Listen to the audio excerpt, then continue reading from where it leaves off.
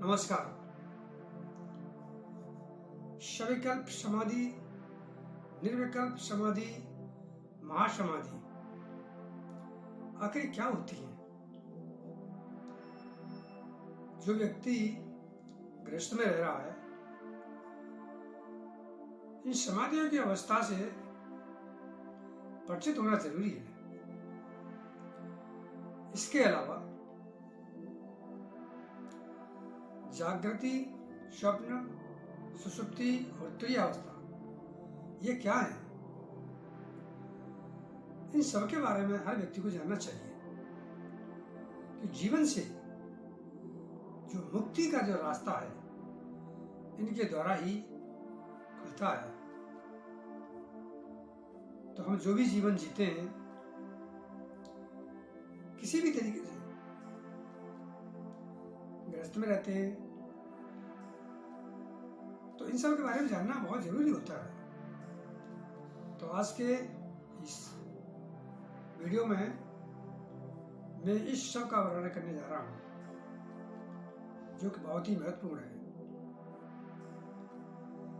गृहस्थ जीवन में रहकर के व्यक्ति इतना व्यस्त रहता है, कुछ पता नहीं होता कि मुक्ति का दरवाजा कहाँ होकर कैसे खुलता है। इसलिए आज का ये वीडियो बहुत ही महत्वपूर्ण होने जा रहा है। मैं चाहूंगा इसे जरूर सुनें। आज का उपनिषद है तुरीयातीतो उपनिषद। यहाँ तुरीयातीतो का मतलब होता है तुरीय अवस्था से भी परे। तो इसके अंदर ब्रह्मा जी ने अपने पिता आदि नारायण से तुरीयातीतो अवधूत की स्थिति के बारे में जानना चाहा है कि अवधूत की उसका मार्ग क्या होता है। तो तुरीय अवस्था से परे के जो मार्ग है, वह मार्ग अवधूत के लिए बताया गया है। तो इससे पहले हमें यह समझना जरूरी है कि तुरीय अवस्था क्या होती है। और तुरीय अवस्था जो हमारी 4 अवस्थाएं होती हैं, जागृत, स्वप्न, सुषुप्ति और तुरीय अवस्था। जब साधक इन 4 अवस्थाओं को पार कर जाता है, तब अवधूत की जो अवस्था है वहां से शुरू होती है। तो थोड़ा सा समझते हैं कि जागृत अवस्था क्या है। जागृत अवस्था में व्यक्ति, साधक इस भौतिक संसार को, जो परमात्मा ने शरीर दिया है, इसमें जो 5 इंद्रियां दी हैं, इनके सहारे इस संसार को भोगता है। जागृत अवस्था में रहता है, संसार की सारी क्रियाकलाप करता है, जीवन जीता है। स्वप्न की अवस्था में, भौतिक अवस्था में जीने वाला जो साधन होते हैं वो रुक जाते हैं, और मनुष्य स्वप्न अवस्था में जब चला जाता है तो वहां मन अपना काम शुरू करता है। मन काम तो जागृत अवस्था में भी करता है, लेकिन स्वप्न अवस्था में मन फिर से एक नया संसार बनाता है। वो जो सारी क्रियाएं जागृत अवस्था में हम करते हैं, वही इसी तरह की क्रियाएं स्वप्न में भी होती हैं। एक नया संसार हमारा मन बनाता है। और स्वप्न अवस्था के बाद अगली जो अवस्था है, सुषुप्ति अवस्था। सुषुप्ति अवस्था में ये पहली जो दोनों अवस्था है वो शांत हो जाती है। एक डीप स्लीप, गहरी निंद्रा की जो अवस्था होती है, वो सुषुप्ति कहलाती है। सुषुप्ति में मन भी शांत हो जाता है, इंद्रियां शांत हो जाती हैं। सुषुप्ति के बाद आती है तुरीय अवस्था। तुरीय अवस्था में ये तीनों अवस्थाओं से परे की अवस्था है, जिसमें व्यक्ति यानी साधक आत्मा के तल पर जीने लगता है। उसे सांसारिक चीजों से कोई लगाव नहीं रहता। वो आत्मा के तल पर जीता है, क्रियाएं सारी करता है, संसार को जीता है, लेकिन आत्मा के तल पर रहता है। तो अवधूतों की जो अवस्था है, तुरीय अवस्था से भी परे की अवस्था है। अब इसमें अवधूत की स्थितियां जो पहुंचता है, अवधूत की अवस्था में पहुंचता है, उससे पहले आश्रमों की कुछ अवस्थाएं बताई थी। मैंने इससे पहले आश्रमों उपनिषद में वर्णन किया है। आश्रमों उपनिषद में मैं पहले वर्णन कर चुका हूं। जो 4 आश्रम हैं, ब्रह्मचर्य, गृहस्थ, वानप्रस्थ और संन्यास, तो उसमें भी इनको भी आगे 4 आश्रमों में डिवाइड किया गया है। हर एक आश्रम को 4 में, तो इस तरह से 16 आश्रम बताए गए हैं। अब यहां एक कुटीचक, बहुधक, हंस और परमहंस, ये अवस्था है। तो इस उपनिषद के अंदर यह भी बताया गया है कि अवधूतो जब अवधूत की अवस्था में आता है तो इन अवस्थाओं से भी वो पार होके आगे निकल जाता है। तो कुटीचक क्या होते हैं? कुटीचक या कुटीचक ये वो होते हैं, वे साधक होते हैं जो घर से ही, यानी अपने पुत्रों आदि के घर से भिक्षा मांग करके अपना पेट भरते हैं और आगे विचरण करते हैं और आत्म साधना का संतुलन करते हैं, आत्म साधना करते हैं। इसके बाद आता है बहुधक। बहुधक जो होते हैं वे त्रिदंड धारण करते हैं। यहाँ त्रिदंड का मतलब क्या होता है, इसमें बताया गया है शरीर, मन, वाणी का संयम। और ये वैष्णव सन्यासी जो होते हैं वो त्रिदंड धारण करते हैं और इसको इड़ा, पिंगला और सुषुम्ना से भी जोड़ा गया है त्रिदंड को।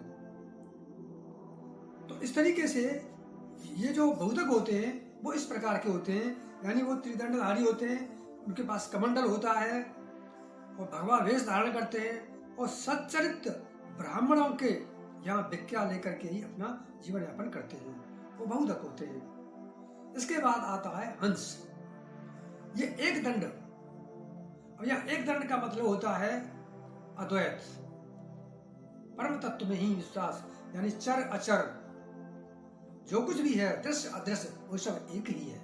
तो इस तरह का वो विश्वास करते हैं, वो एक दंड होते हैं। तो जो हंस है वो एक दंड होते हैं, शिखा रहित होते हैं, कमंडल रखते हैं और वो जब कभी बाहर जाते हैं तो ग्राम में एक रात रुकते हैं और शहर में या किसी पूजा स्थल पर जाते हैं तो वहां पर वो 5 रात्रि ठहरते हैं, ऐसा इसमें बताया गया है। वो आगे की अवस्था है परमहंस की अवस्था। परमहंस दंड धारण नहीं करते, वो उस अवस्था से और ऊपर चले जाते हैं। कमंडल आदि नहीं रखते हैं, निर्जन घर या देवालय में निवास करते हैं, धर्म अधर्म सबसे परे हो जाते हैं और वो केवल अपने आत्मचिंतन में ही जीते हैं, वो परमहंस होते हैं। तो अवधूत जो होते हैं इन चारों से भी ऊपर की अवस्था को बताया गया है। अब आगे इसमें समाधि की, यानी जो अवधूत होते हैं वो निर्विकल्प समाधि की अवस्था में पहुंच जाते हैं। तो यहाँ समाधि की अवस्था को भी समझना जरूरी है। तो समाधि 3 तरह की बताई गई है, सविकल्प समाधि, निर्विकल्प समाधि, महासमाधि। सविकल्प समाधि में साधक को आत्मज्ञान हो जाता है और संसार की कुछ चीजें धीरे धीरे छूटने लगती हैं, लेकिन फिर भी कुछ जुड़ाव उसके अंदर बना रहता है।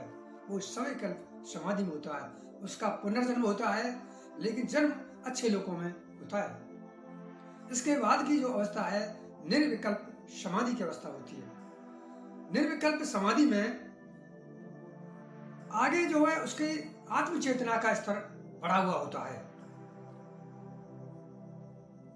समाधि की उच्च अवस्था ही निर्विकल्प समाधि की अवस्था बताई गई है, जिसमें आत्म साक्षात्कार हो जाता है, विचार, अहंकार, ये सबसे वो मुक्त हो जाता है और जन्म मरण की जो अवस्था होती है, जो साइकिल होती है जन्म मरण की, उससे भी वो परे हो जाता है।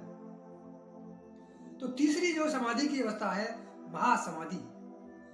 महासमाधि इन दोनों अवस्थाओं से परे की अवस्था है, जिसमें साधक ब्रह्म तत्व में विलीन हो जाता है।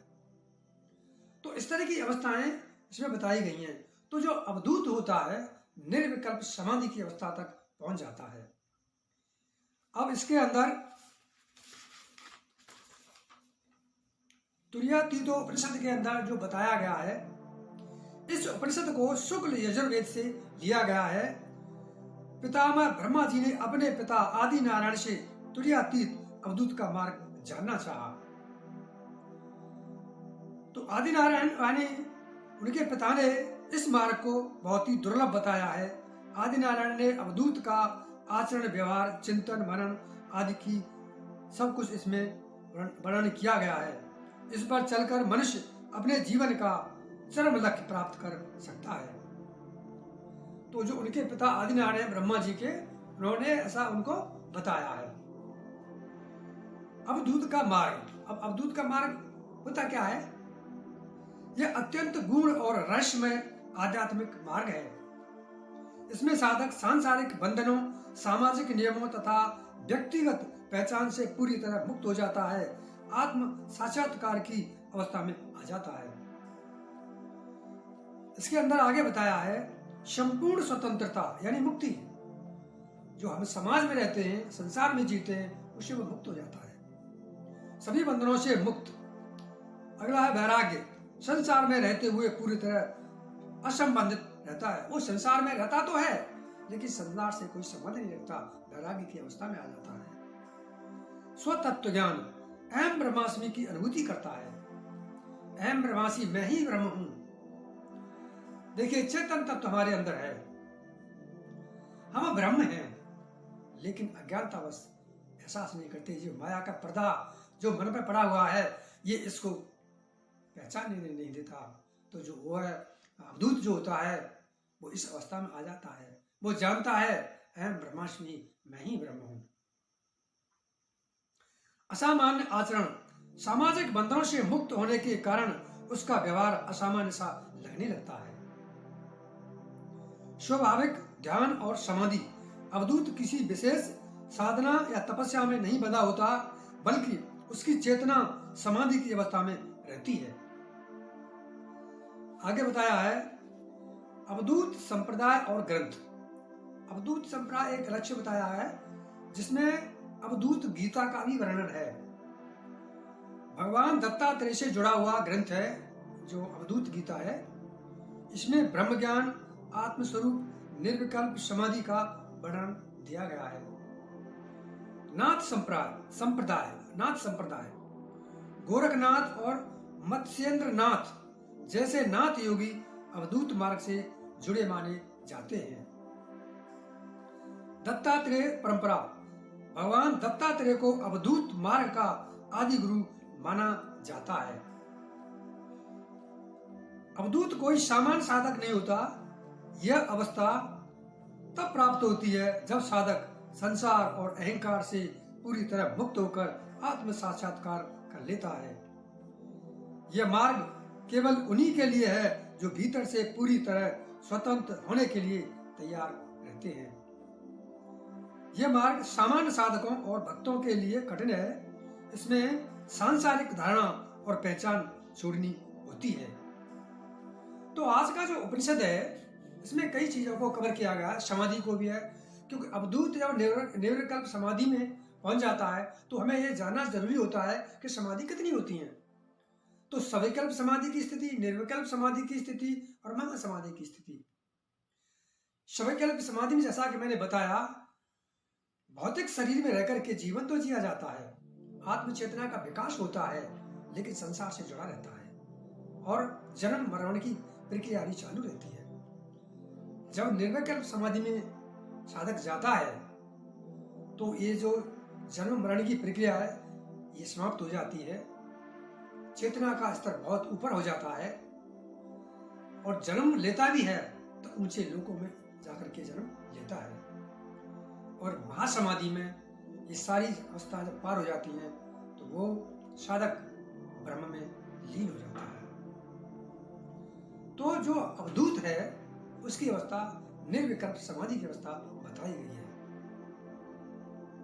तो इस तरीके से आज का उपनिषद है, ये काफी महत्वपूर्ण है और मैं इसको यहीं विराम देना चाहता हूँ। नमस्कार।